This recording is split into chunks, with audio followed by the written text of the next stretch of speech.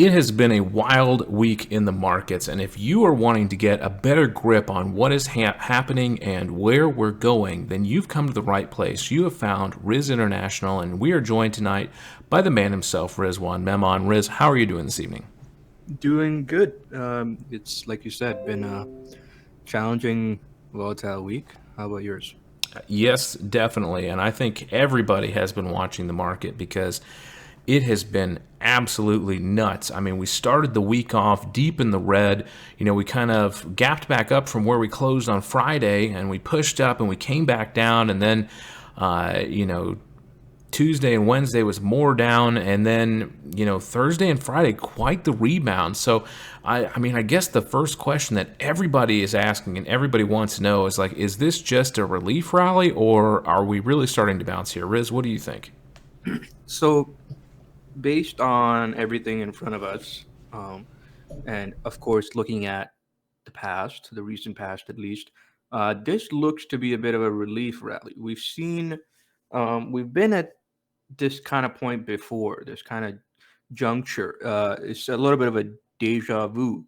In fact, we can even look at the RSI, and Chris, you'll see like it just barely touched the oversold line and recovered. In fact, that 3,900 level in the S&P 500 acted as a very strong support, and it's now above that 4,000 zone that we've been kind of keeping an eye on for the last week.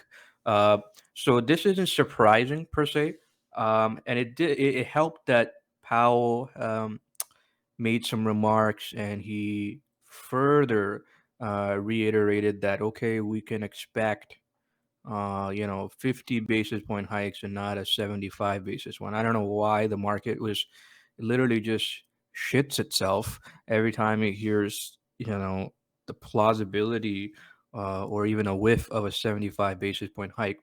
Um, but hey, it does. So the fact that Powell said that, it gave the market a little bit of a breather there, and that's kind of what we saw, a little bit of a relief rally, a releasing of the little pressure there.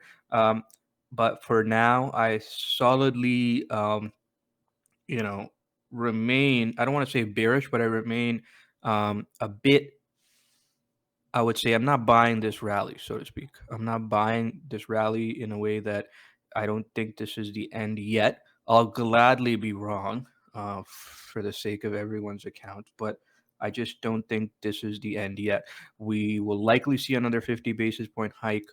I don't have the next Fed meeting in front of me, but I think it might be next month or so. Don't quote me on it. But the next meeting, whenever it may be, we will be seeing a 50 basis point rate hike. And I said that, the most recent one was a given, and I think the next one is a given as well. What will be interesting is the inflation print. Now that we've had a 50 basis point hike, next month's inflation print, next month's release, which will be for this month, May, will be interesting. I think that will be pretty indicative of how aggressive the Fed continues to be. And of course, that's going to have a whole, uh, you know, array of things and impacts on the market, I should say. So this is we continue to be in a bit of a uncharted um, waters, so to speak, especially with high inflation. Um, you know, Employment's great. Other macro numbers are still fine. Um, you know, Job openings are great. We have, you know, payrolls is good. Things are good. It's just the supply side, supply constraints, supply chain issues still there for the most part. Of course, we have the inflation at the top of everyone's mind. So how that goes, we will see. But from a technical standpoint, I provided a breakdown of how to allocate capital if we see markets go lower. Um, and on the other hand, if we don't see markets go lower, what if this is, I'm not saying it's the bottom, but what if this is, like I said before, we operate in if and then statements. So if this is the bottom, uh, and we see a rally, then I'd have to do the reverse, which is provide levels to potentially add as markets continue to recover again, theoretically, or even potentially start taking profits, because we don't want to be in a situation. Sorry, we don't want to be in a situation where, if you look back to middle of March, we had that area where the market just ran up. And everyone was like, okay, this is it, we could see all-time highs, and I think it was like 2 or 3% from all-time highs. And it looked very, very solid, but clearly, um, there you go, less than 4%, 3.8% from the all-time high. So it looked very much like the market could have come back. But obviously, in hindsight, we can see that it was a bit of a bear trap per se, where people just started buying, and the market just started running. Look at that run from 4,200 in the start of March to that previous high. So that's a significant run. And I remember everyone was like really happy, really bubbly. I remember that. Unfortunately, it didn't last long. So we don't want to be in a situation like that where we, go in and utilize all our capital, assuming that this is going to be the next bull run, and then get, you know, screwed out of left field by the market. So it's something that remains to be seen. I continue to remain cautious. I continue to say, we are in a downtrend, because we are. This is a fact, as Chris has outlined for us. Keep an eye on the key levels. Everything you will need to know and want to know will be given to you and provided to you in Elite, in real time.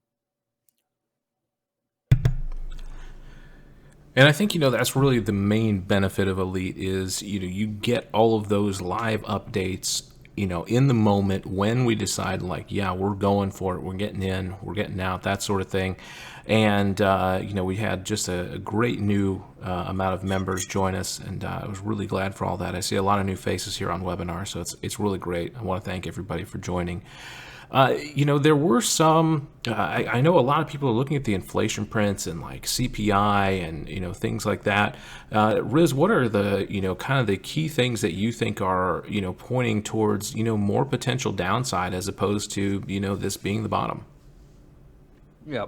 So I've mentioned again, and I think this worry still remains of inflation. But the biggest part of inflation right now, that's contributing to inflation, I should say, as we know, groceries and housing and car costs and everything like that.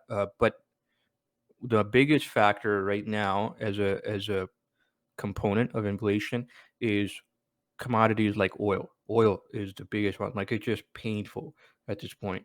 Um, and I can tell you, being in the industry, from a retail side, people are feeling the pain. People are filling up less, and people, when they do fill up, they fill up smaller amounts, just because the number is so jarring, right? Um, the dollar amount so jarring for what you get. So people are there is demand destruction happening, but these prices continue to be very, very high. Obviously, we will touch on uh, oil prices, but I think that needs to come down. If it doesn't, I strongly believe next inflation print for the month of May could still be elevated. We saw the recent one come in, and I don't know. I think Chris, was 8.3 or something, 8.4, um, something like that. Yeah, that sounds Um, right to me. yeah. So I think we were going to be in that 8 range.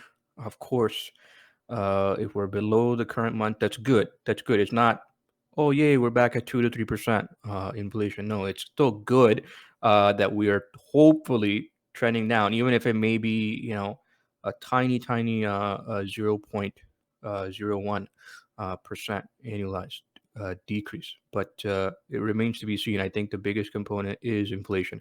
I think we've seen that. We've seen inflation, plus, of course, the Fed, Powell, uh, move markets, and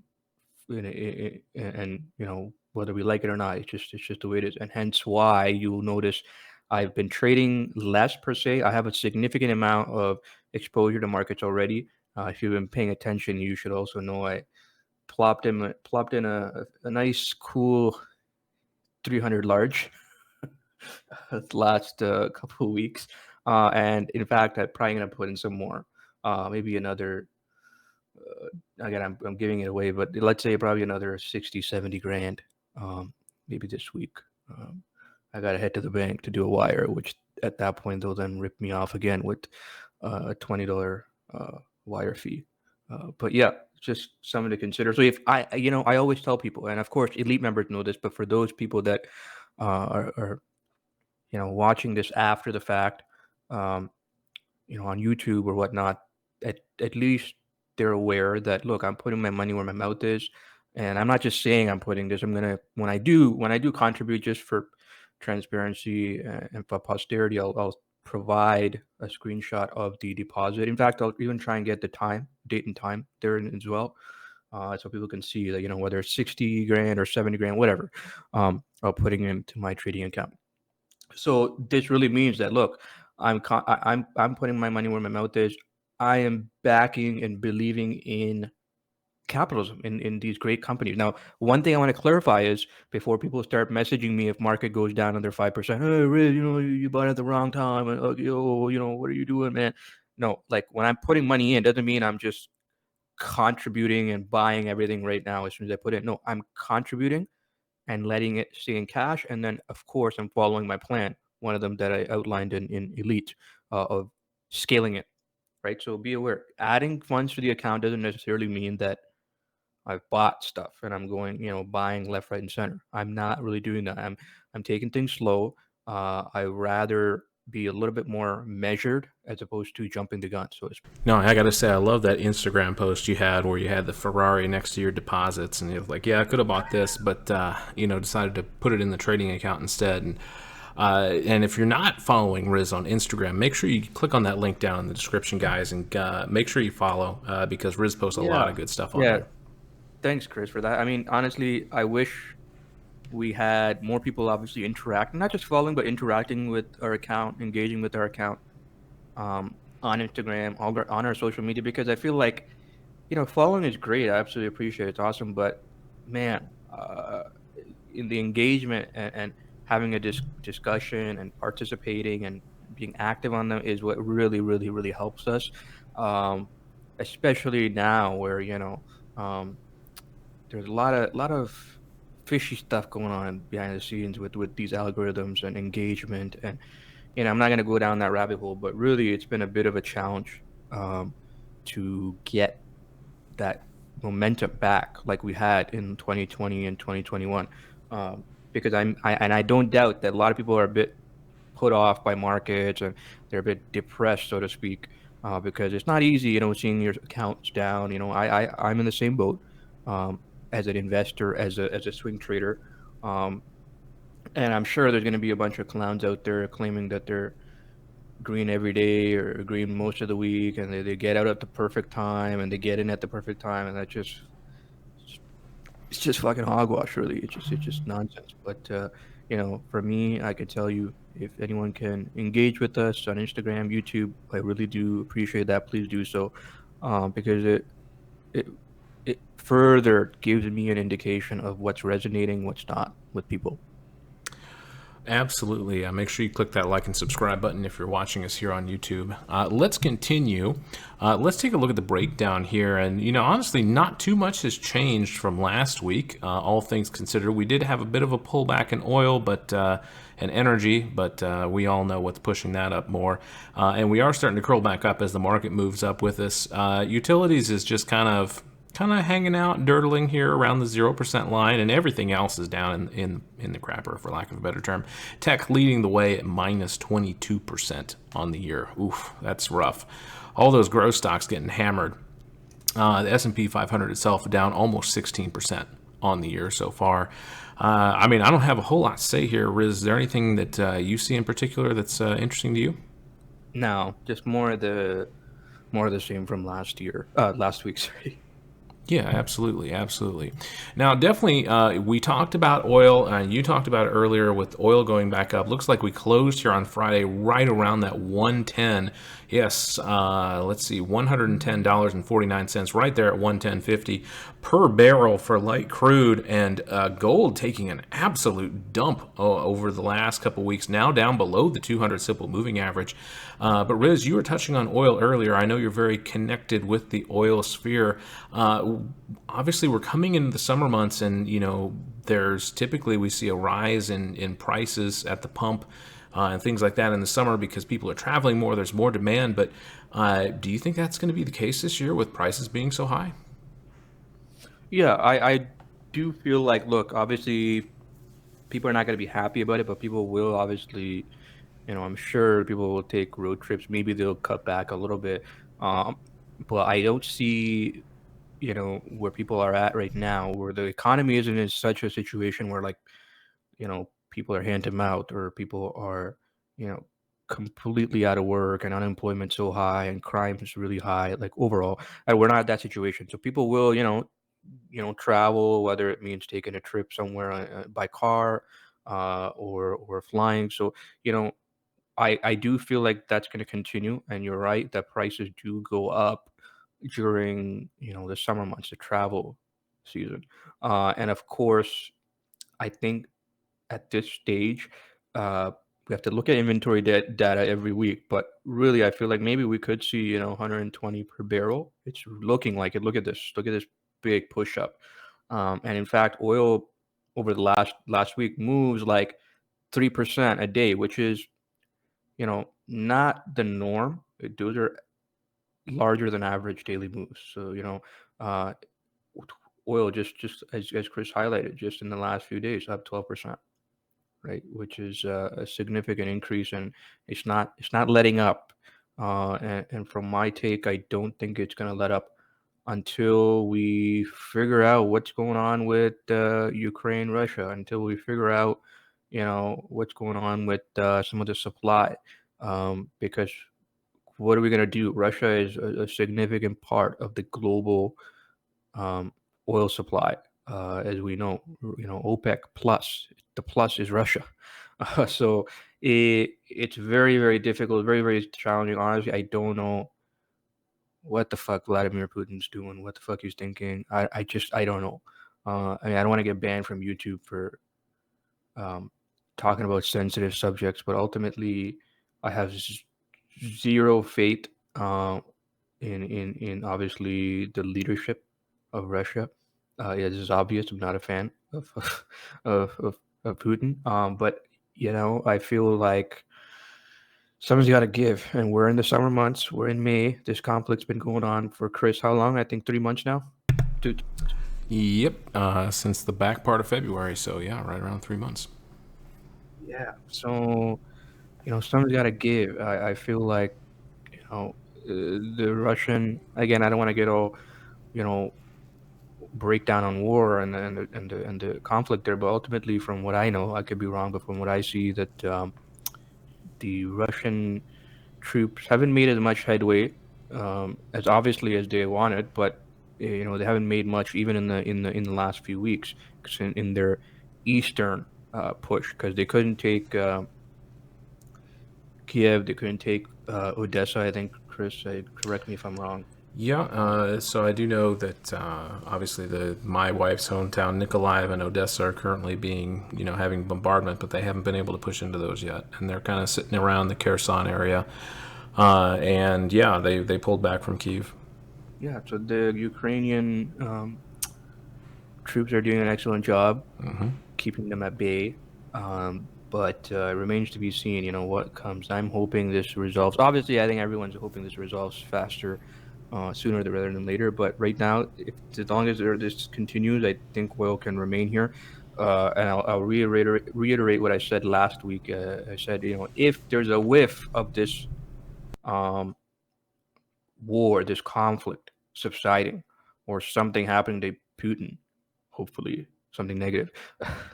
um, I think you'll see oil like a massive red candle come down.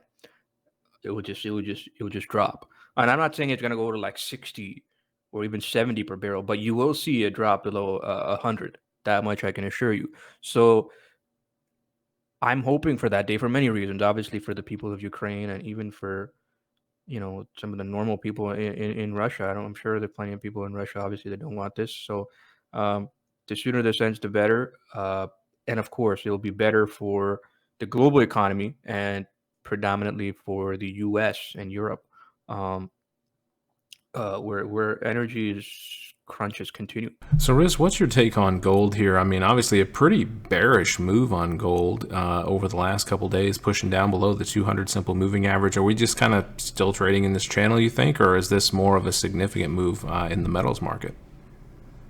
Bit of a large move over the last couple of weeks, but I think 1760, 1750 is a decent area for gold to hold. I have no position, don't plan on taking it either.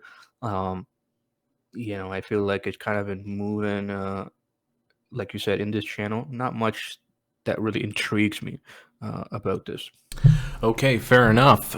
Something that is intriguing to other people is cryptocurrency, and wow, quite the dump in crypto here, especially here on the 12th. My goodness, what a move on Bitcoin, pushing down almost to 25,000. And now we're just kind of hovering here around this 30,000 area, which seems to be acting as a bit of support for Bitcoin at this point. But obviously, there have been a lot of movers and shakers in crypto lately. Riz, what's your take on all that? Yeah, the 30,000 area is a pretty strong level. I feel like I know I said, if it goes below 35, 30, I might consider a position. Um, Nothing large, but I'm still holding off for now, just based on price action that I've seen the last week. Um, I feel like there's a lot of people that have been margin called. Not feel, I know there's a lot of people been margin called. Hence that waterfall, red waterfall down there. And that's really what that is. It's people getting margin called, forced liquidated, obviously some panic sellers. So the fact that we saw 25,000 briefly with that little wick there tells me that, yep, that was a very big sell-off uh, due to those reasons. So I'm not jumping up and down to go buy it just yet, simply because there's so many amazing opportunities in the stock market.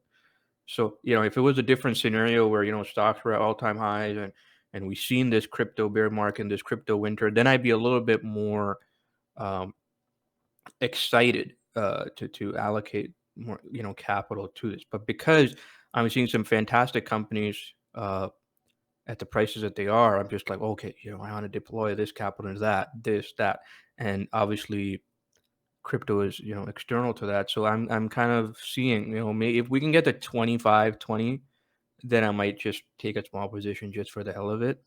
Um, but man, if we see 20,000, just think about that for a second. That would be the 2017 high. That would be when I got out of crypto, like in my large positions back, um, you know, in end of 2017. And then obviously it went down to like 4,000, 5,000. And if we do see 20 grand, 20,000 a coin, that will be insane. Like, literally 4 years of progress or price appreciation in crypto undone, right? It's a very volatile asset class. And Chris, you can see, yeah, went to 20 there, and then it just lingered. The crypto winter, the reason they call it a crypto winter is because really it goes in a lull, it hibernates, it obviously moves, but it just stays in a few $1,000 range.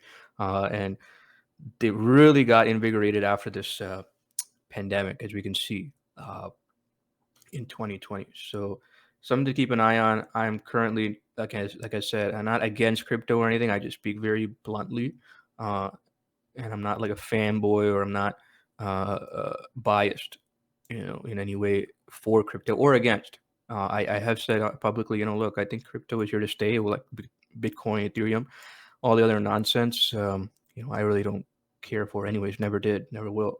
Um, so yeah, I stand by that. I think crypto is here to stay. It's just a matter of where this price leads, and if, for me personally, if I decide to, you know, take a position. If I do, I'll definitely let people know. Not that I condone people to just get in the moment I do for and blindly, but uh, I will at least let people know for transparency what I do. All right, fair enough. We've had some people posting questions, and I want to go ahead and if you do have questions, start typing them in. Some that have come in, I want to take this one first. It says, what are some key factors that would get you to start deploying capital, Riz? Don't say where you want to do it, because I know that's more for our elite members.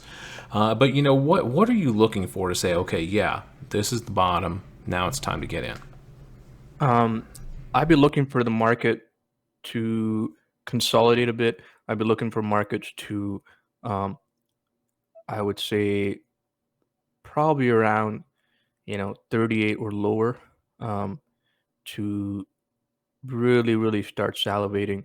Um, we got close, the 39 area, um, but no dice yet. I feel like if we can get to 38, I'll then deploy, one chunk of capital that I have. Not all of it, but I'll deploy one chunk. Um, and for me, I still feel like the market hasn't it doesn't feel like the market is completely comfortable with the macro side. So we do know that the stock market can be a leading indicator, a forward indicator for the economy. So the last thing I want to do is preempt this and go in heavy into the stock market and buying large companies, even as great companies as they are. I don't want to do that in a sizable manner, and we're looking at a serious recession. Now, I will say that we did have last quarter's GDP negative. So if we get another quarter's GDP, this quarter's GDP comes in negative. Well, what is that going to tell you? That means look out below. So this is why I gave those target levels, and those target levels are not meant to be hit. If they do, they're not meant to be hit in a week, in a month even. This is like the broad, you know, zoomed out macro view of the market, those levels that I shared. Not these ones that Chris has, by the way, for those of you watching, not these. They're different. They're for elite members only. So those levels, you want to have them, you want to have them as your compass, you want to have them as your guide. And of course, if things change, I will update those and provide you know an addendum. But up until then, you want to keep an eye on those levels. If on the off chance we start getting a market run from 4100 to 4200, I'm still not going to be like, oh hey, just buy this sucker up, we're going to the moon. I'm going to take the the view that perhaps this is a continuation of a buy the dip, continuation of a relief rally, or a dead cat bounce, if you want to call it. And I will then say, okay, consider taking profits. Um, I don't think we're in a situation where we see all-time highs anytime soon. I don't think we're in a situation where we see 4,600 or even 4,500 anytime soon. The overall macro view just does not condone it yet. Okay, we were talking about oil earlier. Do you think that that's a viable swing trade right now, or do you think you should kind of stay Yeah, out of it? it's interesting you mentioned that. The Like I said, if we see oil prices, it maybe 120. I know you have USO up. If you can bring up CL1,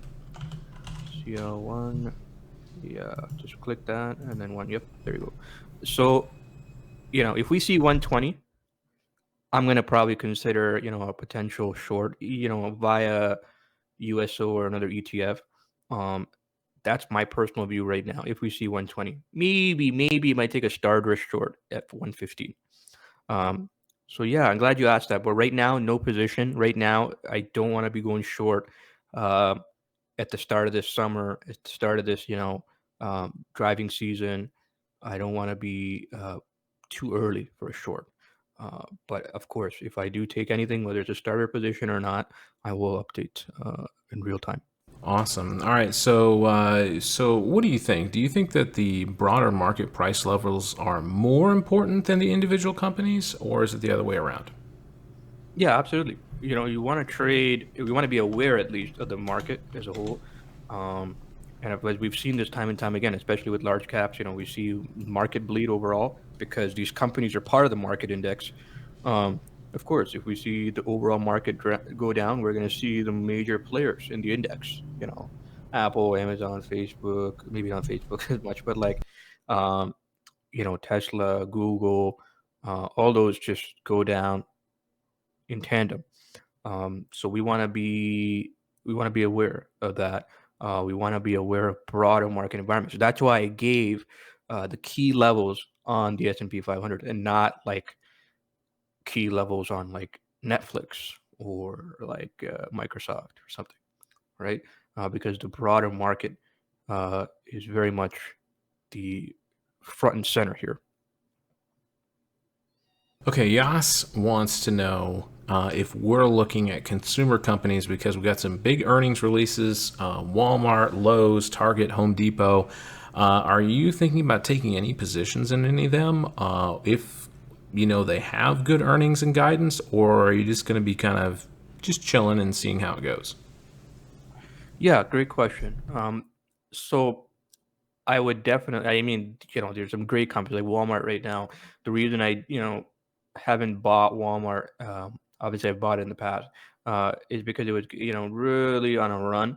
And these prices now pretty good. Of course we have earnings catalyst, so it's always a toss up. Uh, um, when you buy and run through this catalyst. But really, you're right. These companies, especially Walmart, for example, is great. They're a great level, I think, for an entry, especially as you can see as it gets to the 100-day moving average and the 200-day moving average, uh, right there. So, yes, keeping an eye on this. Same thing applies for the others. I personally, like Walmart more than the others. But people could make a case for buying Lowe's or Target. Lowe's is very much at like a support area here, so that looks good too. Home Depot is also another one, but Home Depot has been pulling back for quite a bit, so it's not moving like the other retail stocks like Walmart. But even something like Costco, which is a tremendous, phenomenal company. Obviously, that too is very, very much overdone, and now it's pulled back. From 600 to just about 500 now.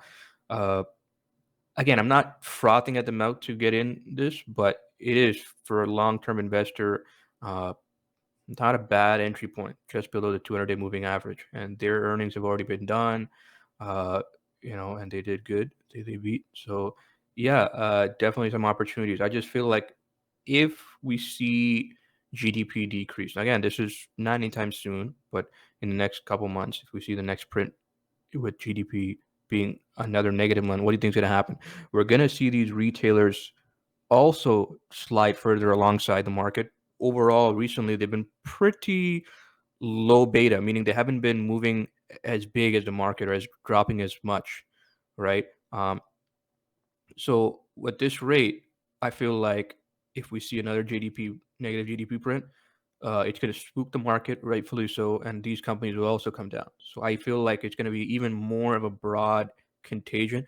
There's not going to be much safety at all, not even in things like Walmart or Costco, right? So something to keep in mind. That's the only thing I'm apprehensive about.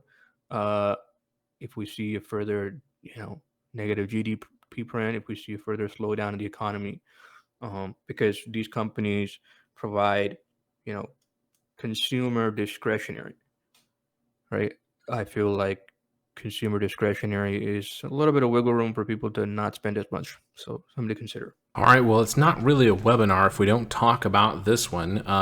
Nick would like to know what's the plan with PayPal. He says if the market keeps dropping, do you think PayPal can really go any lower?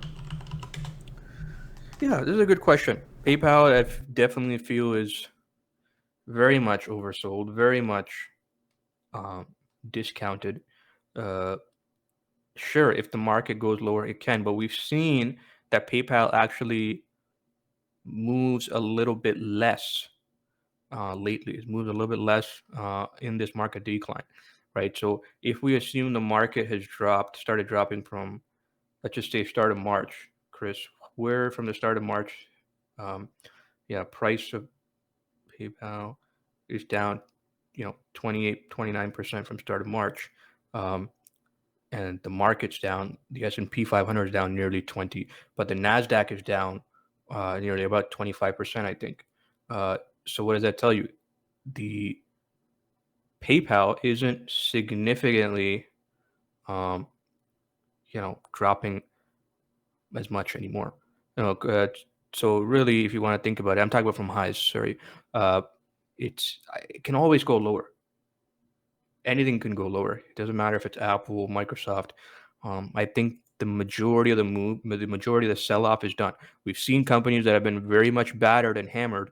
They don't drop as much, right? So it's something to consider. I continue to have a position.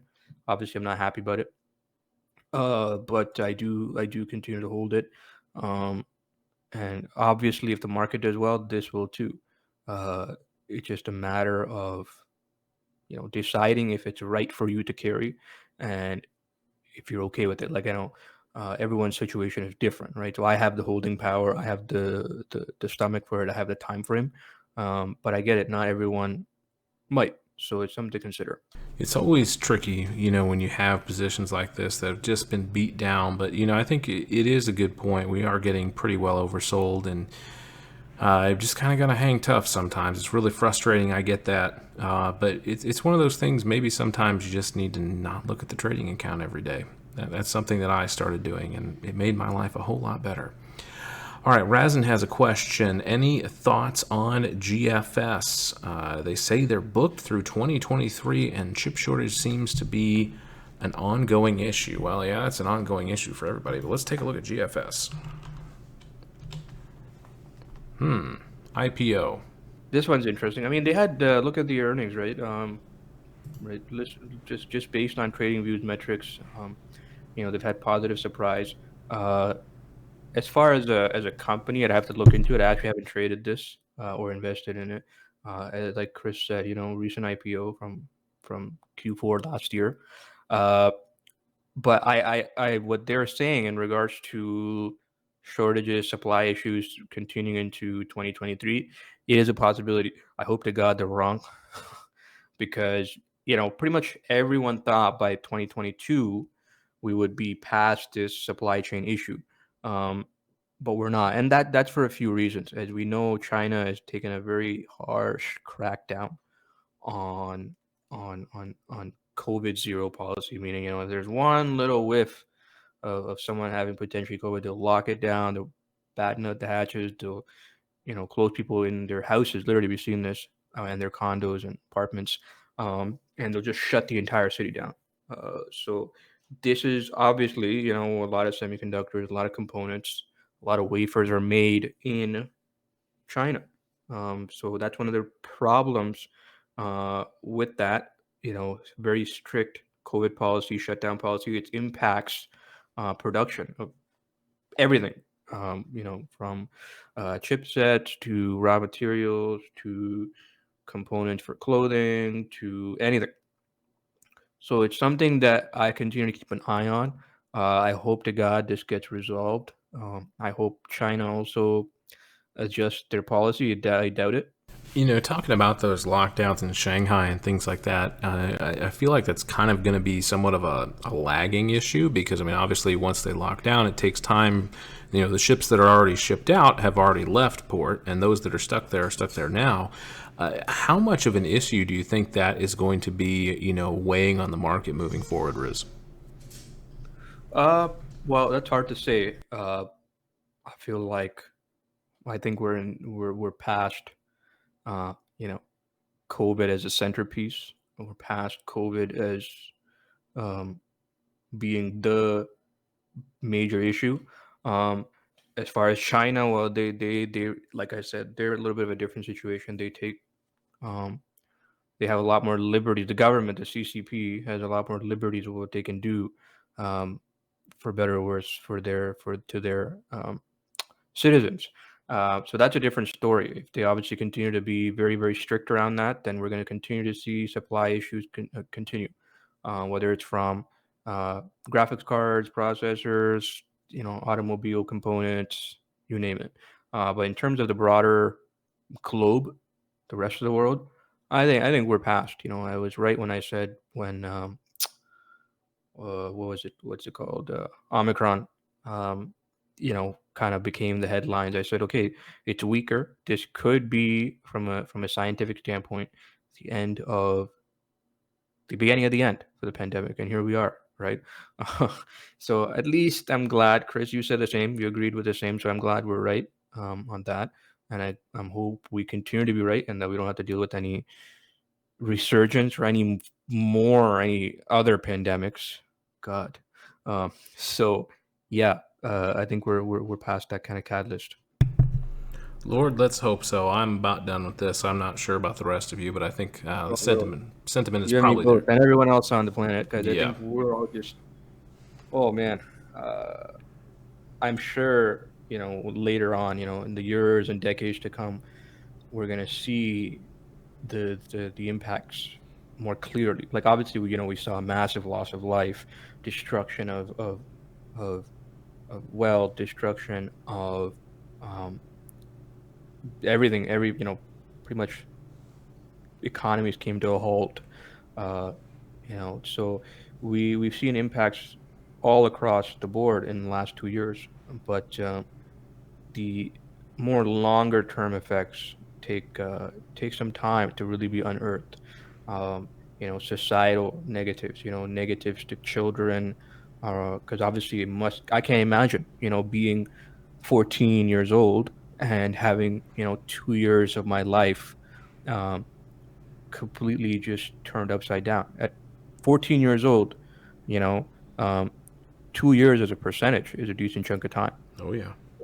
Or imagine for a 10-year-old, 20% of their life had at that point gone into during a pandemic situation with masks and stay at home and schools being opened and closed, not being able to see friends and go out, all these kind of things. Yeah. So I can't imagine. I can't imagine. I don't have young kids. I know many people obviously here do, so I can't imagine. I empathize. There's no easy answer. There's no easy way. I know it's very easy to jump on policymakers and experts. I'm not here to make it political or take anyone's side, but it's such a tough thing to do, man. Because you're screwed if you do, and you're screwed if you don't. And That's it's no fair. easy answer. No easy answer. So I don't envy anyone's position in the last 2 years being, a so-called expert in whether it's political decisions or in the health side of things. But here we are. At least we got some light at the end of the tunnel, and we're out of the tunnel, hopefully. Man, let's hope so. And I think that's a good spot for us to call it a night on. A more positive note. Let's hope that these things, continue to trend downward, and then by that I mean anything dealing with the virus. And let's hope for brighter futures. Let's hope that these supply chain issues start to work themselves out. We get things cleaned up, and these chip shortages become a thing of the past. Riz, want to thank you for coming out. Really appreciate always having you on here and your insights. I hope that everybody here was able to gain something from it. And it was great having all of our new members. I hope you stick with us.